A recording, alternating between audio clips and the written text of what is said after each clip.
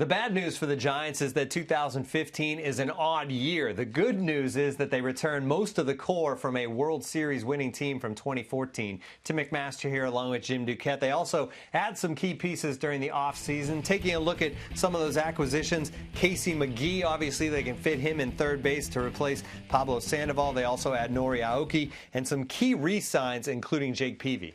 Well, and I think that's the interesting thing for the Giants. They kicked the tires on some of the big guys, John Lester and James Shields, but in the end, they weren't able to come to deals with them, but they took the money and they re-signed some key guys that they had. Obviously, Jake Peavy pitched well for them down the stretch.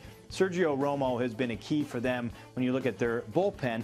And then trading for Casey McGee to replace Pablo Sandoval, it's not an exact replacement, but it's certainly quality there. This is a very, very similar team when you look at them 1 through 25, and that's why they've been successful over the past 5 years. Now, Madison Bumgarner basically put this team on his back in that World Series, and he threw so many innings in the postseason.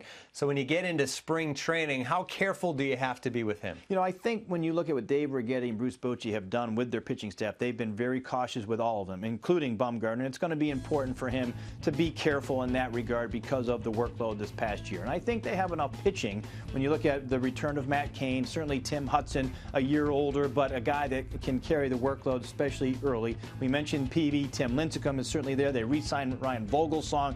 Yusmeiro Petit, who was underrated last year, is kind of a swing guy. So if they need to give a rest to one of those starters, they have enough inventory in their team to not get off track.